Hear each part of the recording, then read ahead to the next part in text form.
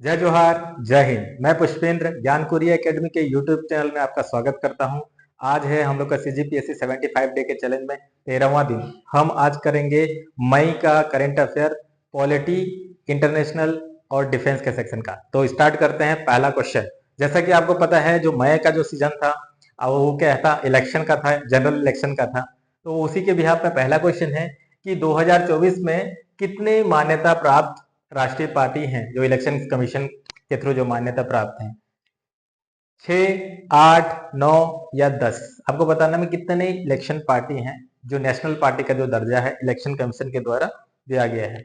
तो इसका जो सही उत्तर है 6 पार्टी है। तो अब आगे में बताएंगे कि 6 पार्टी कौन कौन सा, इसमें बताता हूं आपको। लेकिन उससे पहले एक क्वेश्चन और, कि कौन से राजनीतिक पार्टी को जो लेटेस्ट, ठीक है ना, लेटेस्ट राष्ट्रीय पार्टी का दर्जा मिला है? एनसीपी को, या फिर आम आदमी पार्टी को, या फिर तृणमूल कांग्रेस को, या फिर कम्युनिस्ट पार्टी ऑफ इंडिया को? तो आपको पता चलेगा कि इनको तो निकल दिया गया है, ठीक है ना। मेन चीज है आम आदमी पार्टी को मिला हुआ है। और हमारे पास जो 6 नेशनल पार्टी हैं, एक जो है जो प्रेजेंट रूलिंग है बीजेपी, और उनके दूसरा है आईएनसी कांग्रेस जिसको बोलते हैं, तीसरा है आपका बीएसपी बहुजन समाजवादी पार्टी, चौथा है आपका आम आदमी पार्टी, पांचवा है आपका सीपीआई मार्क्सिस्ट एम, उसके बाद छठवां है आपका है एनसीपी। तो इस तरह से आपके पास हमारे कितने नेशनल पार्टी हैं? अभी फिलहाल के लिए 6 नेशनल पार्टी हैं। तो आप जो नेशनल पार्टी दे जो बनते हैं, तो सेकंड का जो आंसर हो जाएगा आम आदमी पार्टी, ठीक है, जो लेटेस्ट जुड़े हैं। जो राष्ट्रीय पार्टी पार्टी का जो दर्जा दिया जाता है, तो वो कैसे करके दिया जाता है, ठीक है ना। उसके लिए ऑप्शन दे हैं कि पार्टी को लोकसभा या विधानसभा के चुनाव में कम से कम 4 राज्यों में वैध मत का 6% और लोकसभा में कम से कम 4 सीट जीतनी होनी चाहिए। बिल्कुल ये सही है। दूसरा, पार्टी को कम से कम 3 राज्यों में कुल कुल लोकसभा सीट का 2% जीतना चाहिए। बिल्कुल सही। या फिर पार्टी को कम से कम 4 राज्यों में से के रूप में मान्यता प्राप्त होनी चाहिए, ठीक है। तो ये तीनों इंपॉर्टेंट है। तो ये हो जाएगा उपयुक्त सभी। एक नेशनल पार्टी बनने के लिए आपको क्या, ये तीनों क्राइटेरिया ऑप्शन में फुलफिल करना पड़ता है। अगला प्रश्न ये बताना है कि बहुत ज्यादा न्यूज में था, ये था कि ओबीसी पॉलिटिक्स और ओबीसी का जो उप वर्गीकरण या फिर ओबीसी लिस्ट में जो नया एड और वो करना है, सुप्रीम कोर्ट का जजमेंट आया था। तो उसके बिहाफ में एक क्वेश्चन है कि 2018 में हम लोग ने 112 102 संविधान संशोधन अधिनियम जो पारित किया था, उसका मुख्य उद्देश्य क्या था? क्या जीएसटी के लिए लेके आए थे क्या 102? ठीक है, ये 101 है। नहीं, ये गलत हो गया। दूसरा, क्या पिछड़ा वर्ग के जो national commission for backward classes को एक कॉन्स्टिट्यूशन बॉडी बनाए थे क्या? बिल्कुल ये सही है। ठीक। जम्मू कश्मीर को स्पेशल स्टेटस ग्रांट दिए थे क्या? नहीं, ये तो 370 है आर्टिकल, ये नहीं है। चौथा, कि राइट टू एजुकेशन, नहीं, ये राइट टू एजुकेशन तो 2002 में, ठीक है ना, 86 कॉन्स्टिट्यूशनल अमेंडमेंट बिल के थ्रू आया था। तो सही उत्तर हो जाएगा 102 संविधान संशोधन का हो जाएगा आपका बैकवर्ड क्लास के लिए कमीशन के लिए एक कॉन्स्टिट्यूशनल बॉडी बनी थी। अगला प्रश्न है कि जो जो जाति या फिर जो बैकवर्ड जाति है, उनके लिए जो समिति बनी है, उसके कौन सा कथन गलत है? तो पहला, बैकवर्ड क्लास का कमेटी बनी थी 1953 में, इसको खलकर कमेटी बोला जाता है। बिल्कुल सही है पहला। दूसरा, मंडल कमीशन जो है वो रिकमेंडेड किया था 27% रिजर्वेशन ओबीसी का। बिल्कुल सही है। तीसरा, रोहिणी कमीशन जो है बना था ओबीसी को सब कैटेगराइज करने के लिए बना था, तो रिकमेंडेड दिए थे। बिल्कुल ये सही है। चौथा, मंडल कमीशन को चेयर किए थे खेलकर ने। नहीं, बिल्कुल गलत है। मंडल कमीशन को जो चेयर किए थे मंडल नहीं किया था। तो आंसर क्या हो जाएगा? डी गलत है। बाकी 3 जो कमीशन है वो ओबीसी के लिए बना हुआ है, ठीक है। तो आपको याद रखना है। अगला प्रश्न है कि चुनाव में आपको देखने मिला होगा फॉर्म नंबर 17, ठीक है ना, फॉर्म 17C, जिसको बहुत सारे न्यूज़पेपर वाले बोल रहे थे इसको पब्लिक, इसका जो इंफॉर्मेशन है पब्लिक करना चाहिए। तो उसके बिहाफ में जो क्वेश्चन है ये बताना है, क्या मतदान केंद्र में मतदाताओं का विवरण का दर्जा करने के लिए ये फॉर्म 17C है, या जो वीवीपैट या फिर ईवीएम से संबंधित जो डेटा है उसको रखने के लिए और उसको इलेक्शन कमीशन को ट्रांसफर करने के लिए है, ठीक है। तीसरा, चुनाव के अंतिम परिणाम को घोषणा करने के लिए है। ठीक है, या फिर चौथा जो प्रिसाइडिंग अफसर को ये रिपोर्ट देते हैं वो वाला डेटा है। तो ये जो इंपॉर्टेंट डेटा होता है वो है जो ईवीएम और वीवीपैट में जो इंफॉर्मेशन है जो इलेक्शन कमीशन को पास रहता है उसका रहता है। ठीक है, तो ये 17C फॉर्म इसके लिए रहता है, तो आंसर हो जाएगा बी। अगला प्रश्न है कि इलेक्शन में के समय हम लोग ने साइलेंट पीरियड या फिर मौन अवधि के बारे में कुछ न्यूज में सुना होगा, तो उसके बारे में क्या चीज है? क्या चुनाव शुरू होने से 48 घंटे पहले राजनीतिक प्रचार पवित्र प्रतिबंधित करने का होता है, या मतदाताओं को चुपचाप अपना वोट डालने के लिए दिया गया समय होता है ये? ठीक है। तीसरा, इसके दौरान चुनाव आयोग परिणाम की घोषणा करता है इस पीरियड में। या चौथा, इस अवधि में कोई मीडिया कवरेज की अनुमति नहीं होती। ठीक है, आपको बताना है इसमें से सही आंसर क्या है। मीडिया कवरेज तो 24/7 आवर चलते रहता है। ठीक, लेकिन जो है इसका जो है साइलेंट वोट नहीं है, ये घोषित नहीं करने वाला होता है। ये क्या होता है कि जो 48 घंटे पहले आपको चुनाव को रोकना पड़ता है, पॉलिटिकल पार्टी के लिए है ये। ठीक है, तो 48 घंटे पहले राजनीतिक प्रचार को पूरी करने के लिए है। अगला प्रश्न ये है जो न्यूज में था, ठीक, कि जो वर्ल्ड प्रेस फ्रीडम इंडेक्स था 2024, इसके बारे में कौन सा कथन सही है? ठीक है, ये बताना है क्यों न्यूज में था। ये भारत का जो स्थान है 161 है 180 देशों में। ठीक है, बिल्कुल सही है ये स्टेटमेंट। दूसरा, यह जो इंडेक्स है उसको एक ऑर्गेनाइजेशन है रिपोर्टर्स विदाउट बॉर्डर, ठीक है ना, एक एनजीओ है, ये निकालता है, बिल्कुल सही है। यह सूचकांक में 180 देशों में जो स्वतंत्रता है, प्रेस की स्वतंत्रता है, उसका आकलन करता है, फ्रीडम ऑफ एक्सप्रेशन, या फिर जो आर्टिकल 19 के अंदर आता है, ठीक है ना, उसकी क्या बोलते हैं, आकलन करता है, बिल्कुल सही है। तो ये तीनों के तीनों स्टेटमेंट सही है। तो वर्ल्ड प्रेस फ्रीडम इंडेक्स में भारत का प्रदर्शन थोड़ा सा अच्छा नहीं है। ठीक, अगला प्रश्न ये है कि जो इनमें से कौन सा कंट्री है, ठीक है, इनमें से कौन सा कंट्री है जिनके साथ हमने 75वां एनिवर्सरी बनाया है, डिप्लोमेटिक राजनयिक संबंध का 75वां हम लोग ने वर्षगांठ बनाया है? इंडोनेशिया, फिलीपींस, अर्जेंटीना या फिनलैंड? तो मई में आपका 75 साल हुआ था, तो कौन सा देश है? इसका जो सही हो जाएगा वो है इंडोनेशिया। अगला क्वेश्चन स्टार्ट करते हैं कि जो भारत और इंडोनेशिया के बीच में एक जो बंदरगाह का विकास का सहयोग है, वो कौन सा बंदरगाह का विकास का सहयोग है, ये आपको बताना है।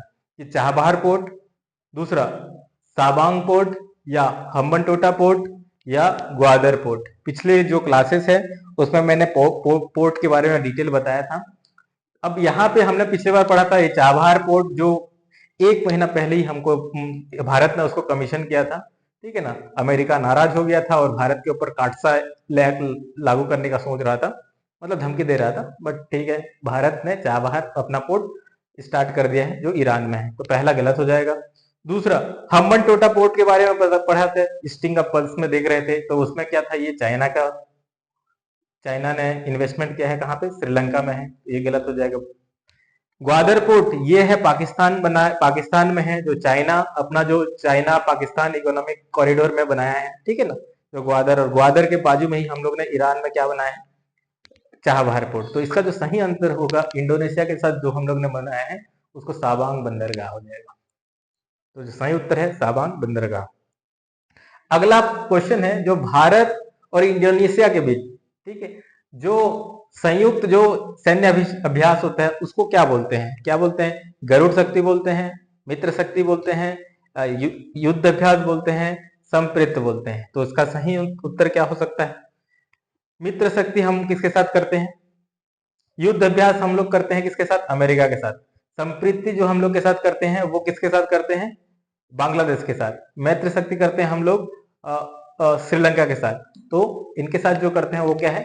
गरुड़ शक्ति। तो अगर इंडोनेशिया का आप ध्वज देखेंगे तो उसमें भी गरुड़ का चिन्ह रहता है। ठीक है, तो आंसर क्या हो जाएगा? ए हो जाएगा। अगला प्रश्न है कि जो ऑपरेशन समुद्र मैत्री जो हुआ था, ठीक है ना, हमने इंपॉर्टेंट भूमिका निभाई थी, कहाँ पे? इंडोनेशिया में। ठीक है ना, उसका मुख्य उद्देश्य क्या था? क्या ये नौसेना अभ्यास था भारत और इंडोनेशिया का? नहीं, हमने दूसरा देखा। ठीक है, गरुड़ शक्ति है, ये गलत हो गया। उन्होंने आपदा के बाद इंडोनेशिया की मानवता सहायता प्रदान की थी। ठीक है। तीसरा, हिंद महासागर में सुरक्षा बढ़ाने के लिए नहीं। चौथा, दक्षिण पूर्व एशिया के साथ व्यापारिक संबंध के लिए नहीं। ये जो हुआ था, ये जो इंडोनेशिया में जब भूकंप आया था तो उसके कारण हम लोग ने जो सहायता के लिए जो भेजा था उसका नाम था समुद्री मैत्री, समुद्र मैत्री था। ठीक है ना, ऑपरेशन समुद्र मैत्री। अगला प्रश्न है, ये भी बहुत ज्यादा न्यूज था। इंटरनेशनल क्रिमिनल कोर्ट क्या है कि इसमें क्या है, इजराइल और जो प्राइम मिनिस्टर हो गया और हमास के लीडर को क्या है, दोषी ठहरा रहे थे। ठीक है ना, इंटरनेशनल कोर्ट ऑफ जस्टिस इसलिए इंपॉर्टेंट हो गया था। तो ये बताओ कि इसकी भूमिका क्या है? क्या दो देश के बीच का विवादों को निपटाना करना, ठीक है, या फिर युद्ध अपराध, नरसंहार और मानवता के खिलाफ अपराधों के लिए जिम्मेदार व्यक्ति पर मुकदमा चलाना।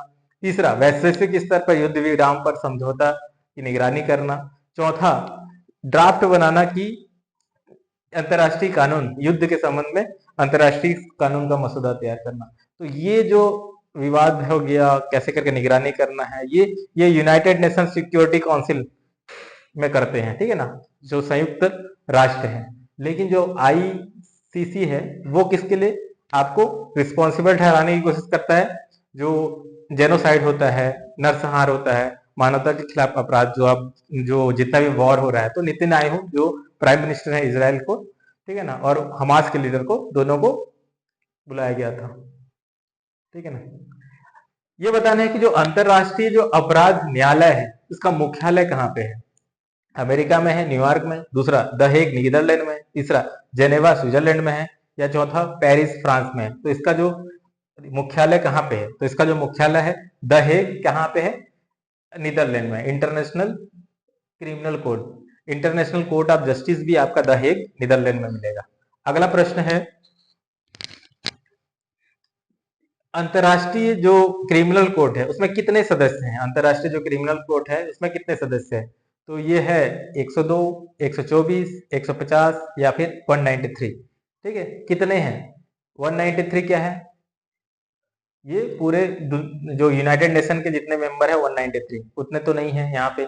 150 नहीं है, 102 नहीं है। तो जो सही आंसर हो जाएगा 124 है। आपको कमेंट में लिखना है कि जो इंटरनेशनल कोर्ट ऑफ जस्टिस में जो 124 जो मेंबर ज्वाइन हुआ था 2019 में हुआ है शायद, ठीक है ना, उसका नाम लिखना है। कमेंट में लिखिए वो कौन सा देश है जो अंतरराष्ट्रीय क्रिमिनल कोर्ट में ज्वाइन किया था। और दूसरा क्वेश्चन है कि क्या फलिस्तीन, जो फलिस्तीन है, वो जो हमास और इजराइल का जहां पे वार हो रहा है, वो क्या इंटरनेशनल कोर्ट ऑफ जस्टिस के मेंबर हैं? तो आपको कमेंट में बताना है।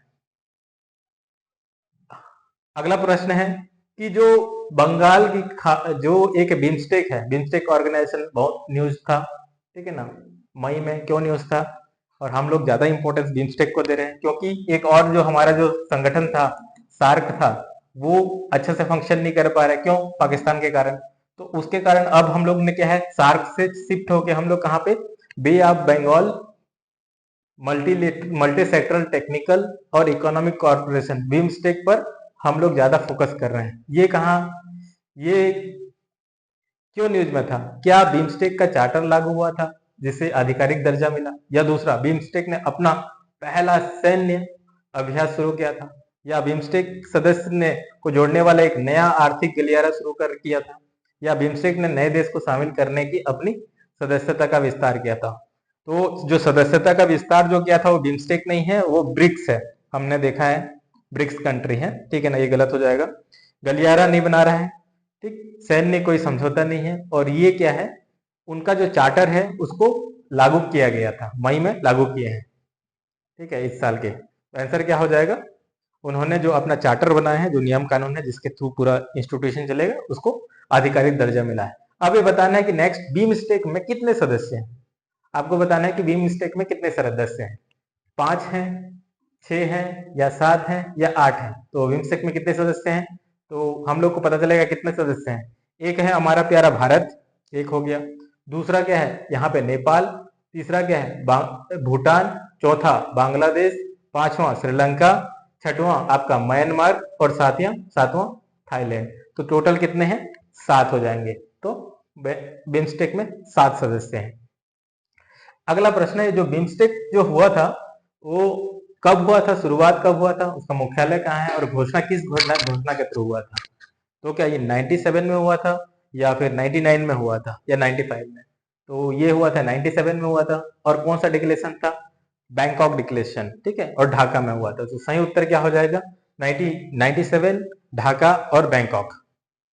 अगला प्रश्न है, ये है कि जो भारत और जापान मिलके अफ्रीका जो कॉन्टिनेंट है, ठीक है, अफ्रीका कॉन्टिनेंट है, उसके विकास के लिए एक समझौता किए हैं। उस पहल का नाम क्या है?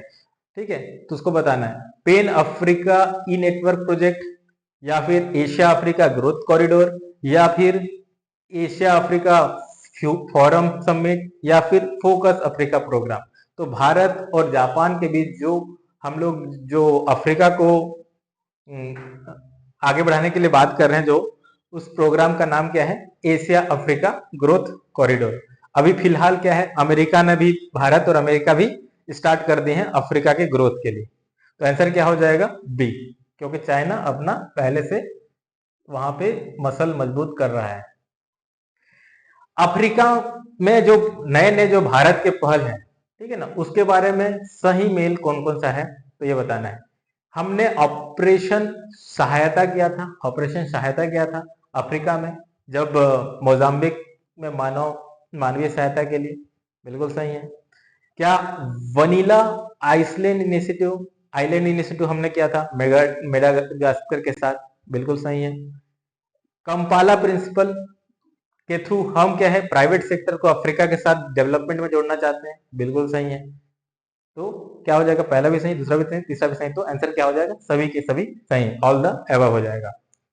अगला प्रश्न ये बताते हैं कि जो भारत का यहाँ पे इंपॉर्टेंट पॉइंट था कि भारत का जो है न्यूक्लियर ट्रस्ट, ठीक है ना, उसके भी तो 50 साल हुए थे। तो बताना है कि वो पहला परमाणु परीक्षण हम लोग कब किए थे? तो 8 मई 18 मई को किए थे, 11 मई को किए थे, 15 अगस्त को किए थे, या फिर 10 अक्टूबर को किए थे? 15 अगस्त 1971 को नहीं किए थे, ना ही 64 को किए थे। तो ये जो किए थे 18 मई 1974 में किए थे, इंदिरा गांधी के टाइम में।